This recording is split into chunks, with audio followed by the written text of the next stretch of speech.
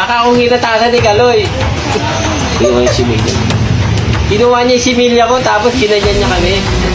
Hello guys, what's up once again? Palaboy OFW here. So for today's vlog mga idol is magre-react lang tayo dito sa ama ni Carlos Yulo mga idol. So siguro na nanahimik tong ama ni Carlos Yulo and talagang hindi na kinayanan ba na hindi siya makapagbigay ng kanyang emosyon.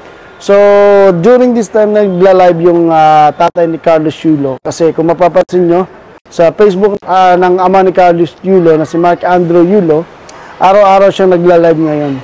Kumbaga siguro blinak pa ni Carlos Yulo or talagang ayaw makipag-usap ni Carlos Yulo.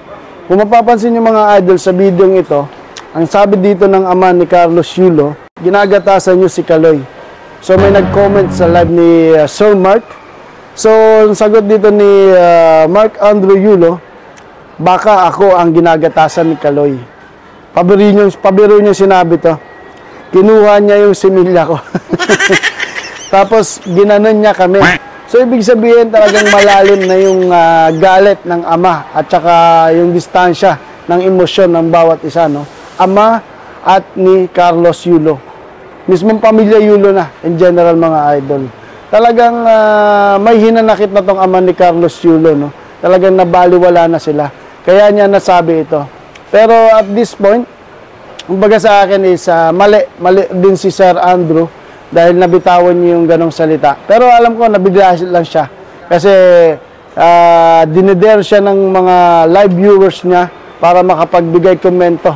So hindi naman sanay si Sir Andrew Yulo sa mga ganitong pangyayari. So kaya nakapagbigay ng hindi magandang pronouncement tungkol doon sa kanyang anak na regarding sa similya, no? Kumbaga sumbatan na eh. Kumbaga pabiro niya sinabi to, pero ang laki ng impact nito para kay Carlos Yulo. Kung mapapanood ni Carlos Yulo yung live na yun mga idol. Para sa akin, dala ng emosyon ni Sir Mark Andrew Yulo, ang ama ni Carlos Yulo, kaya niya nasabi yun. Pero mali yun, boss, Sir Andrew Yulo. Sana hindi mo na lang nasabi yun. Kasi kahit pa paano, kahit anong paraan is anak mo pa rin si Carlos Yulo. And para naman sa Carlos Yulo, dapat makapag-ayos ka na kesa lumala pa ng lumalato. Kasi hindi maiwasan makapag-comment ng ama mo ng ganito.